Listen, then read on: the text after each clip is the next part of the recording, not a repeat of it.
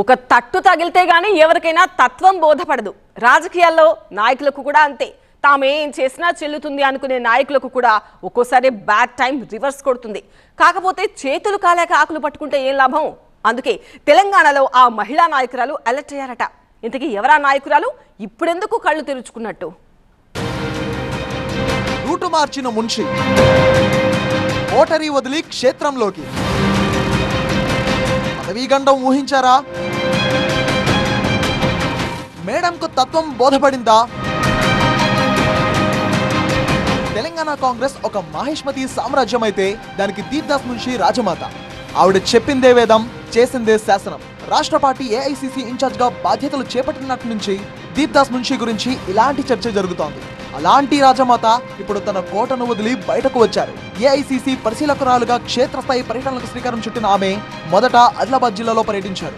ఆ తర్వాత నిజామాబాద్ లో అడుగుపెట్టారు. దీంతో రాజమాత తీరులో ఇంతలో ఎంతటి మార్పు అంటూ దీప్దాస్ వ్యవహారంపై రాజకీయ వర్గాల్లోనే కాదు, అటు సొంత పార్టీ క్యాడర్లోనూ గుసగుసలాడుకుంటున్నారు నేతలు.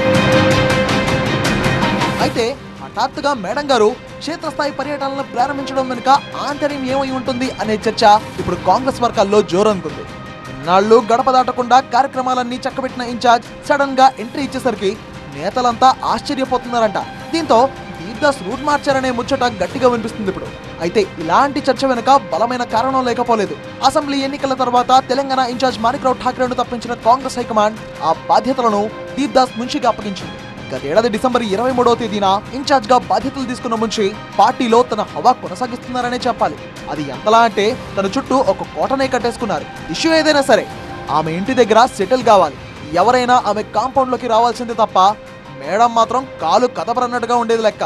గత ఇన్ఛార్జీలంతా గాంధీ భవన్ లో రెగ్యులర్ గా సమావేశాలు, సమీక్షలు నిర్వహించేవారు. కానీ ఈ రాజమాత మాత్రం దాదాపుగా అన్ని కార్యక్రమాలు తన నివాసం నుంచే కానిచేస్తున్నారు అనే అపవాదం మూటగట్టుకున్నారు. కార్యకర్తలను, జిల్లా నేతలను కలిసేది కూడా తక్కువే అన్న విమర్శలు వస్తున్నాయి. దీంతో కాంగ్రెస్ వర్గాల్లోనే ఆమె పట్ల తీవ్ర అసంతృప్తి పెరిగిపోయింది.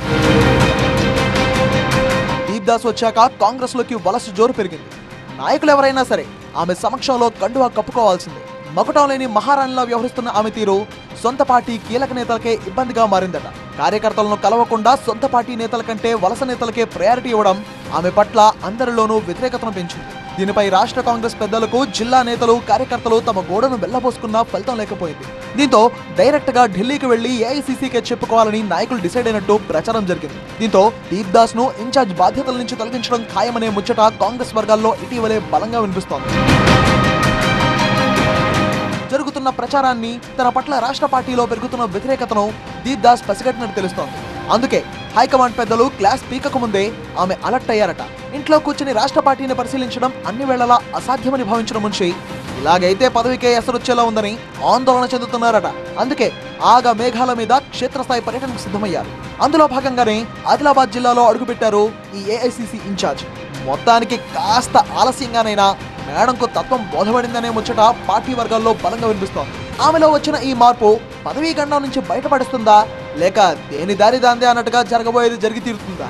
ఏమో, కొన్నాళ్ళాగితే ఇన్ఛార్జ్ గా ఆమె కొనసాగించడంపై స్పష్టత వచ్చే అవకాశం ఉంది.